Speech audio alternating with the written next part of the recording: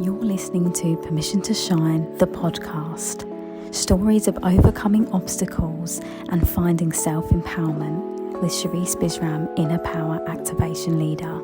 The Oxford Dictionary describes permission as the action of officially allowing someone to do a particular thing, consent, authorization. What if you were that someone and you gave yourself the permission to be everything you wanted to be and more? No more playing small and accepting less than. You are worthy of the life of your dreams, regardless of what it is that you've been through. And honestly, it's exactly what you've been through that has shaped you into the version of yourself that you are now. Like a diamond, you've endured so much, but instead of breaking, you have become stronger and brighter. And if that's not a reason to shine, then I don't know what is. And if nature can do it, then why the hell can't you? You are brave, you are strong, you are powerful, and you are enough. Hear my call and give yourself the permission to shine, because you don't realise how many people are inspired by your light. Hi everyone, we are back and I have another really fabulous guest for you with an incredible story and an amazing life purpose and outcome, which obviously, is my jam. So I'm going to introduce you, Kim. Hey, Sharice, I'm really happy to be here. Oh, thank you so much. And Kim, for our audience, please tell everyone who you are, what you do, and where you are in the world right now. Who am I? That's a deep question. How long have we got? So I'll start with the easy digestible stuff. So I'm 60-year-old German. I live in Spain. I have 3 grown kids. I used to be a journalist for the longest time until so many things in my life changed that I felt I needed to change my profession too. So I became a health coach. I work mostly with women, and I am kind of on a muscle mission. So I practice what I preach. I am a competitive Olympic weightlifter at the tender age of 60. Um, and I just want to spread the word that physical strength is going to solve not all, but a lot of your problems. So that's what I'm really passionate about. So if I start going on about this for too long, you just have to stop me. Yeah, Um, definitely. I love it. Anyway, this is like my thing. Strength is, yeah, absolutely my bag. So please, yeah, carry on. and I used to go to the gym when I was younger, but it was always still in this spirit, where you just want to just change the way your body looks and sort of stay fit and things. And when I changed my perspective and just wanted to become strong, everything changed. Everything became more purposeful, more enjoyable, and also much more effective. So that's something that I love sharing. And I think it's important to share it a lot because as women, how do we grow up? What are we told? We're told that we need to be pretty, elegant, tiny, preferably tiny. And so many women just go to the gym because they want to shrink their bodies, which I think is a pity. When we're lucky, we have nice parents. They want us to be educated. So this is all like in our virtue catalog, but physical strength doesn't really appear there. So many women still think this is some 70s Arnold Schwarzenegger pumping iron stuff, when it's actually, for me, it's basic like health and life insurance. Yeah, definitely. And I think we're in a movement now where women are starting to tune into this a little bit more. Like now strong has become the new sexy, which is amazing and I love that.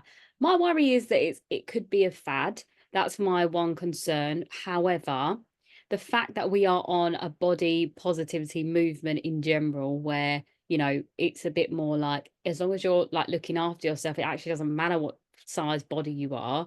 I have a lot of friends that compete in weightlifting. So, they're always giving me tips for the gym and all of the things. But obviously, being a professional dancer for all those years, I kind of have my own little routine that I like. But I equally am always up for knowing like new little techniques and things like that. But I really like important part of what connected me to you was obviously the fact that it's not just the physical element of being strong that all ties in. So I'd love for you to kind of tell the audience a little bit more about your journey to getting to where you are now. Yes, absolutely. It's a bit of a saga, and it's about like very scary health problems that I never expected. I was like 45, my kids were pretty small, and I had a full-time job as a journalist. I had my family. We lived in a great house. I thought everything was going perfectly fine.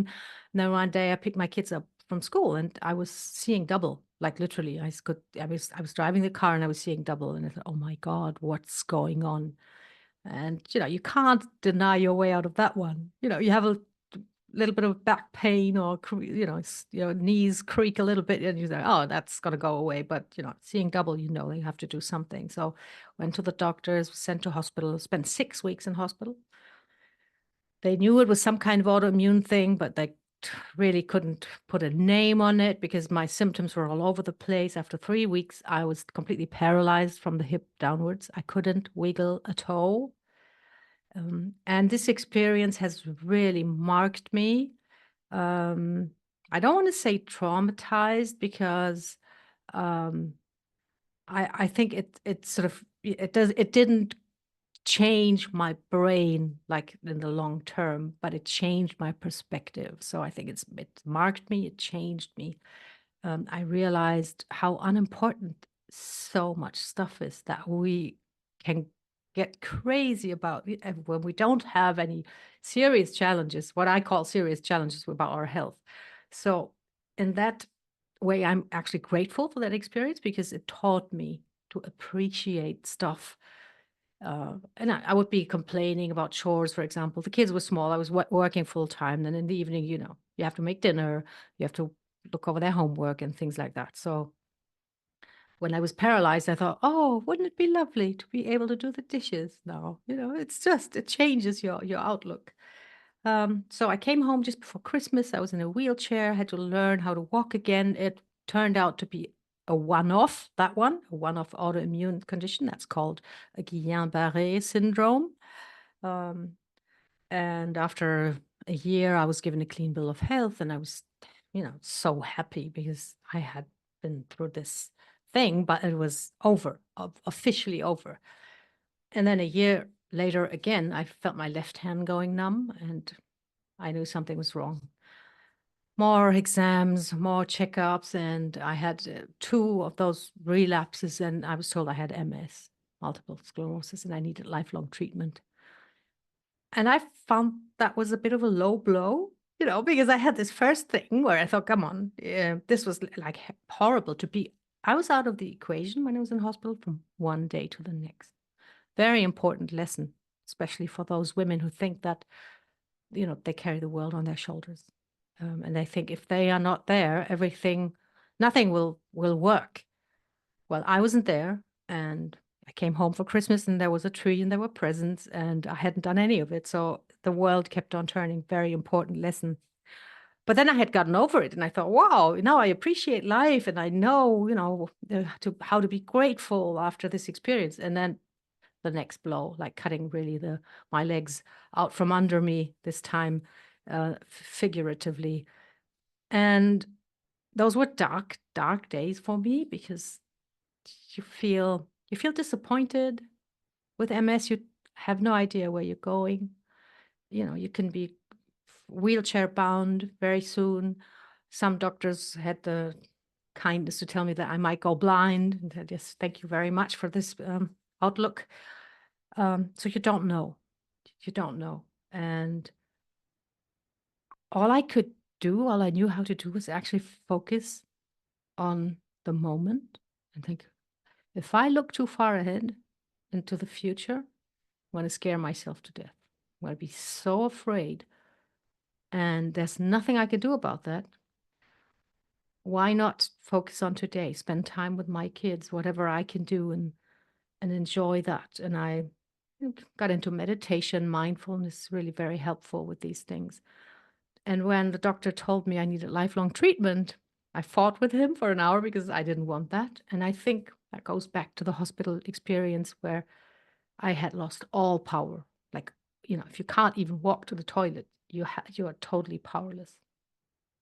And the idea of needing lifelong treatment was the same. I was going to give my power away again, and I couldn't sway him. I had to start injecting myself 3 times a week, with very unpleasant side effects and everything. But the one thing I decided I was going to do was that I was going to go to the gym and become really strong. And I don't really know where this desire came from. It was just there.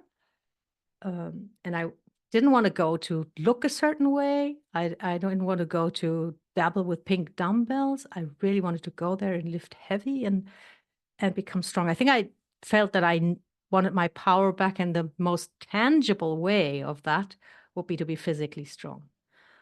And that led to me getting better, stronger, better. It was absolutely amazing.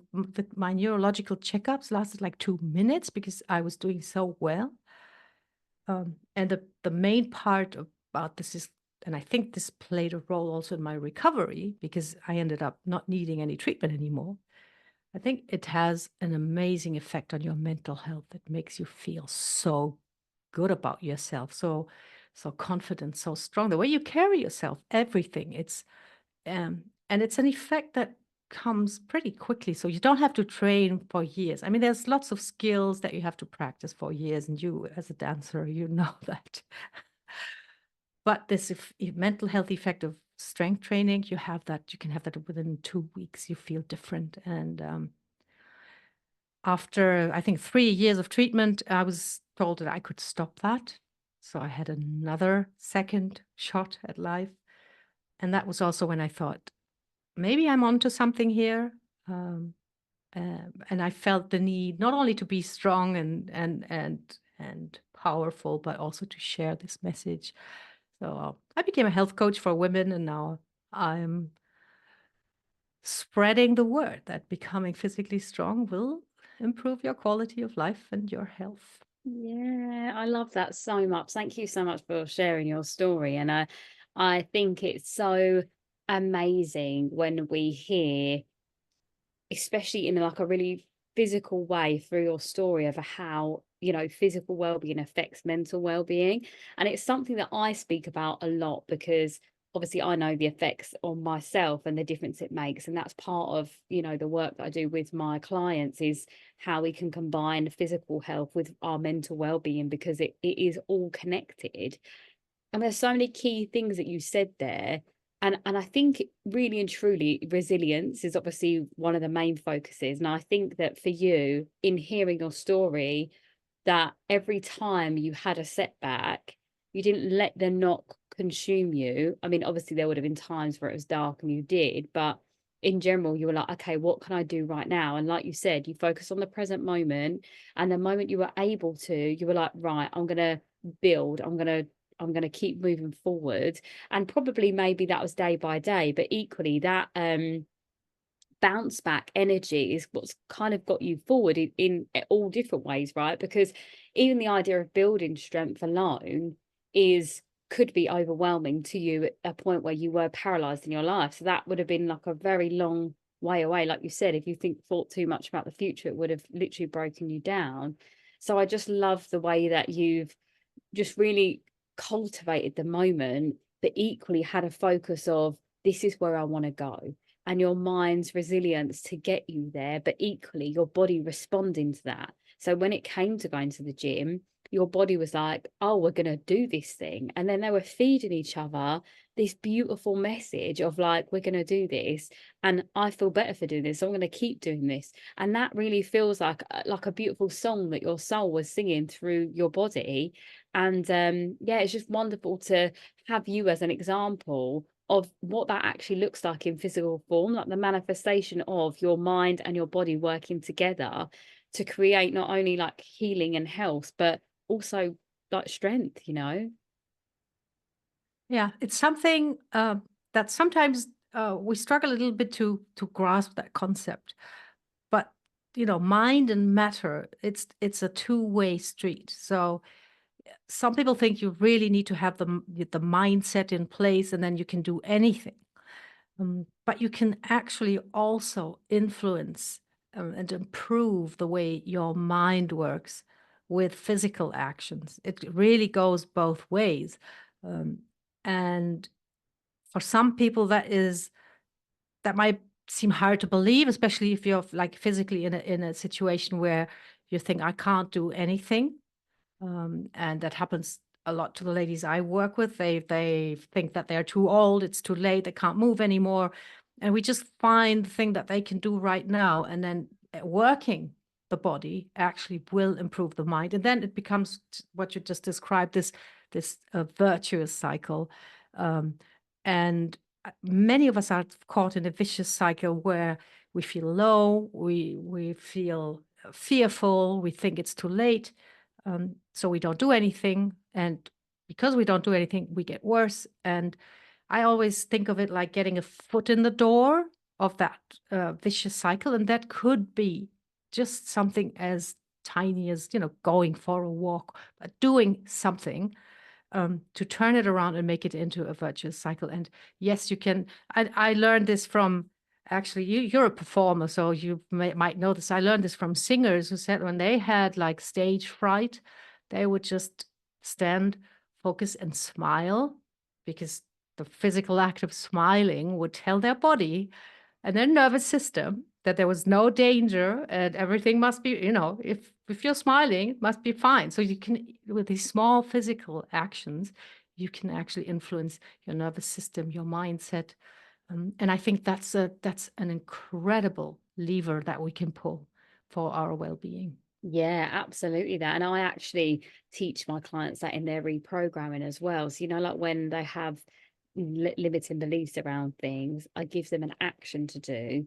So then they see it in themselves, and that builds their self-awareness. So then every time they say a limiting belief, they might, I don't know, tap their shoulder. So then they might find naturally they're tapping their shoulder, and then they realize what they're thinking about. And they're like, here we go. So I'm clearly thinking of a negative belief here, and it just helps build the self-awareness. But absolutely everything you just said there, adding the element of walking for people that want to get more mindful. It's a great way, isn't it, for people to start to connect back to themselves. Like walking meditations are such a thing, but also just that release. I think we always need a release of energy from our body. So I always say how space holds energy. So even where you're standing and sitting, you're holding the energy of whatever that emotion is. So getting up and moving around is always a good thing. I mean, I'm an advocate for that anyway.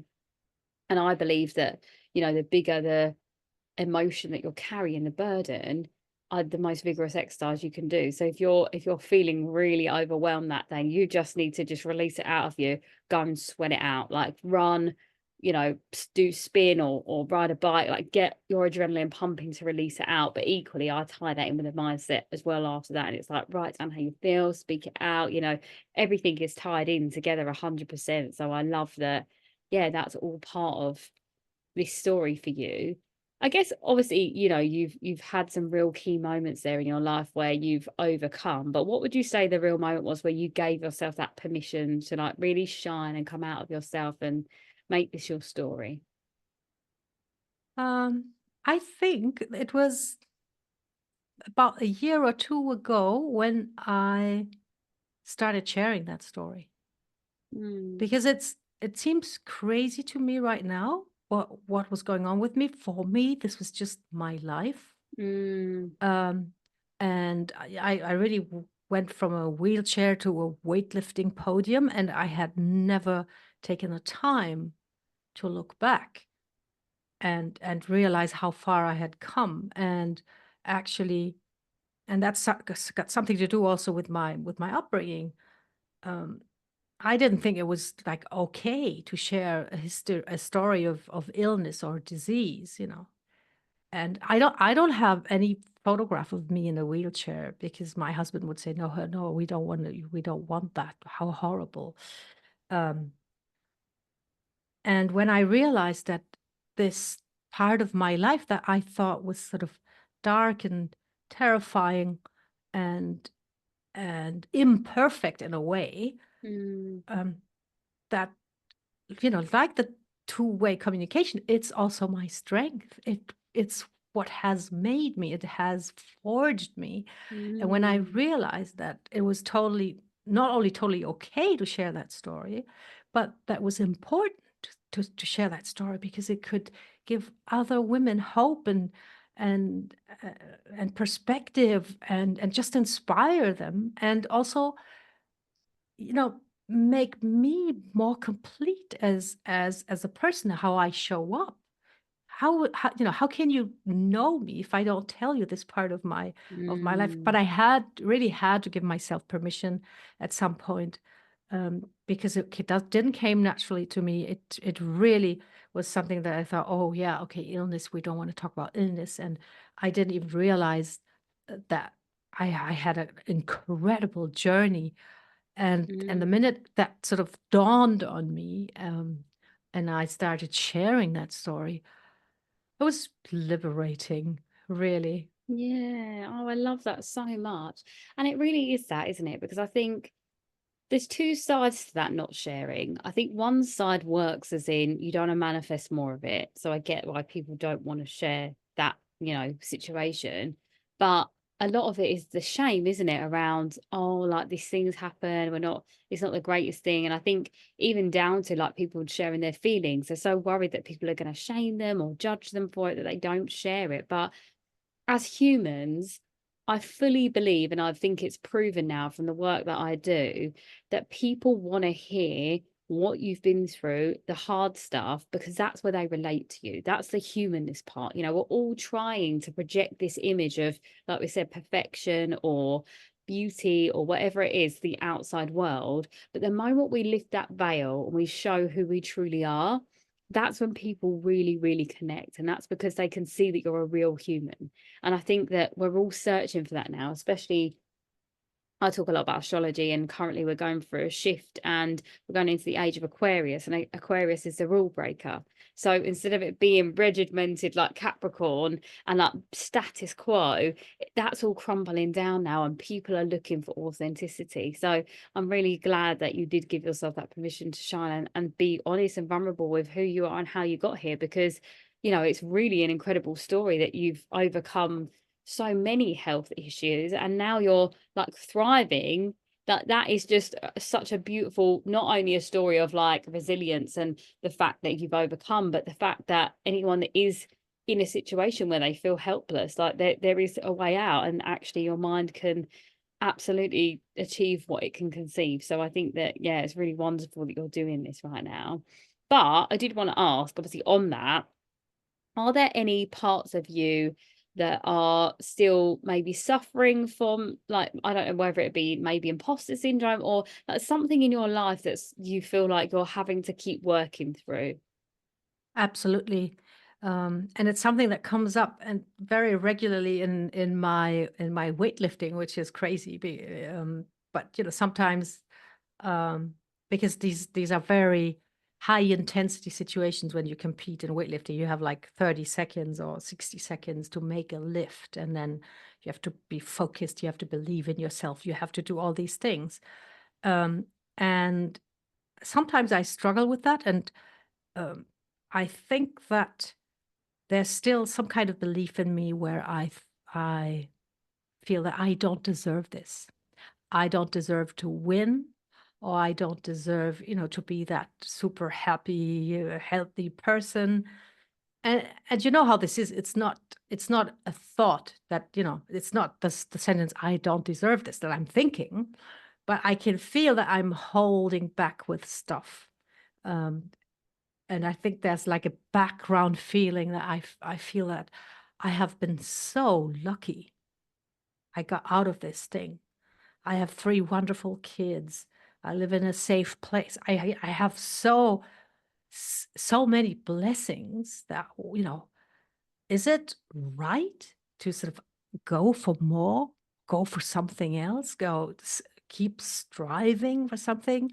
And this is something that I'm working on right now, because um, I don't know if it's like really holding me back, but it is a little bit. Yeah, it's a bit like a weight that I'm carrying, actually, where I think, Mm.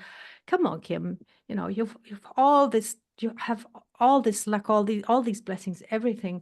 Do you really need to, I don't know, win the championship, or expand your business, all these things? Do like that's something that's gnawing a little bit in the back of my head, Mm. definitely. Yeah, but I think that that's like a really beautiful thing as well, isn't it? It's like, wow, like there's expansion here, and expansion feels scary, and almost that, yeah, like you said, that there's a fear of is it too much? But I don't think it ever is. You know, I think that we're ingrained as humans, aren't we, to believe that, oh, that's my lot, I've done the thing, that's me. But actually, there's so much capability there.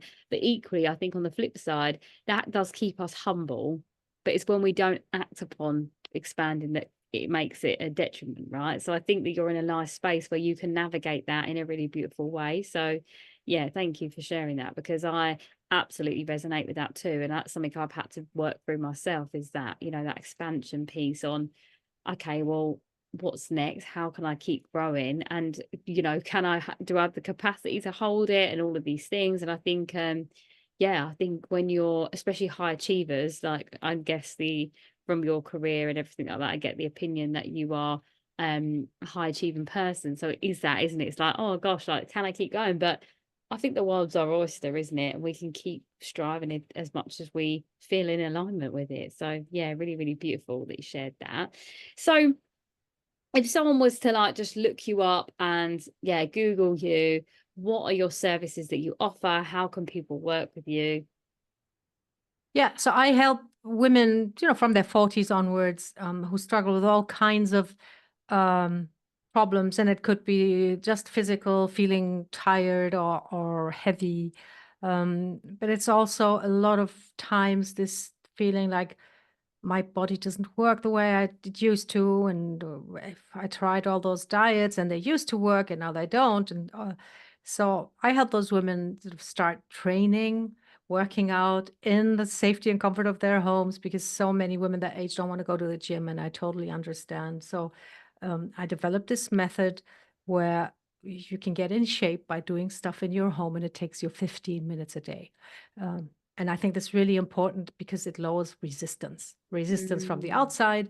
You don't have to drive to a gym. It lowers your resistance from the inside. You know, you can do those 15 minutes in your pajamas if you want to. And I think this is like sort of I try to create the easiest possible access to exercising. Then we complement that with intentional eating, not dieting. We're thinking about how can I actually nourish my body, fuel my workouts, and tons of support, community, because I think that's what many women in midlife lack. They feel quite left alone. Some of them say they feel invisible. So we form a community, and you can start thriving physically and mentally, you know, with just 15 minutes a day. It really does work. And if you want to find out more about that, you can go to my website, which is kimrahir.com. So my name.com, and, you know, where I share a little bit about what I do, how I do it. And there is a free assessment on there that you can take if you want to know where am I at. And I think that's really crucial to get clarity. How strong am I? How able am I in my everyday life to cope with what's up? So it's, you know, it's not a assessment where I just ask you, can you do 5 push-ups? It's how you actually sort of cope in your everyday situations, and also how you know, your confidence, your outlook. And when you take that, you know, you get a few tips from, you know, what's the next best step for you. Because that's a big problem also in our day and age. People want to get fit. People want to get in shape, and they Google and they do things and find things, and there's great stuff out there, but it might not be the right stuff for you, because everybody, you know, has their own physical and emotional history, and it's great to have a really clear image on what your situation is. So that's my assessment on this webpage, kimrahir.com. And then if you want to just look at what I'm up to, my lifting adventures and stuff, you can follow me on Facebook with my name. Yeah, amazing. No, I love that. And I love the sound of what you do. And I think it's so important, especially for, like you said, women that are 40 plus. I think you're so right. Just from even clients that I've had, they completely are in that category for sure. So I know, yeah, a few people that would definitely benefit from listening to this 100%. So I will pop all of your links in the show notes as well for anyone that wants to find you, because I think it's really incredible what you're doing and so needed. I think, you know, we should always, every single one of us, feel seen, heard, and understood always. Yes. And I think that when we don't get that from society, we do need to be creating spaces where we can cultivate that for ourselves. So yeah, like, it's so lovely to see you doing that, and really important as well. So well done you for life. Thank you. But yeah, I would love for you to kind of share a little bit of a soul to soul message. So, so anyone listening, a younger version of you, just something you feel aligned to say right now. The one thing that's really close to my heart, and I think that can change anyone's day, like really from 1 minute to the next, is forgetting about the big picture. I know this sounds counterintuitive because everybody says, "Oh, but you have to see the big picture." And then, and when you turn away from that for just a second, and focus on the next moment. What can I do now? What can I do now to make myself feel better, or maybe feel someone next to me feel better, or make the world a little bit of a better place, whatever it is. But now, what can I do now? And there's always something, a small thing that you can do. Even if you feel like you're so tired, you're so overwhelmed, think of something really super small that you can do now, and then do it. And as I said before, this could be going for a walk. It could be just having a glass of water or calling a loved one, anything. But some kind of action that you can take in this moment. Turn away from the scary future. Do something right now. And that will give you positive reinforcement. You will feel good about having done that.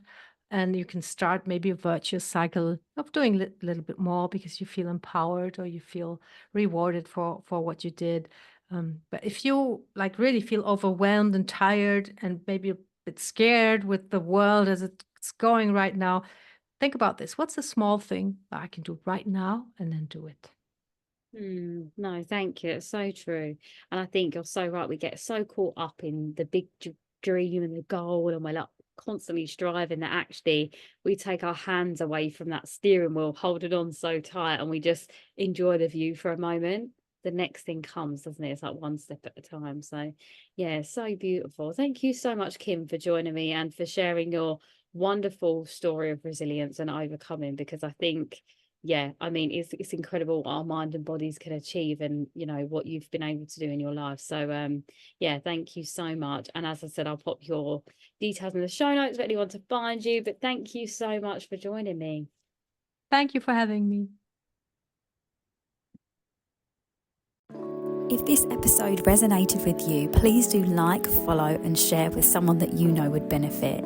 If you're looking to dive in deeper to becoming your most unapologetic, most authentic, shining self, please do head to my website and join my newsletter, where you'll find out about all of my upcoming events and speaking opportunities and all of the things that I have going on.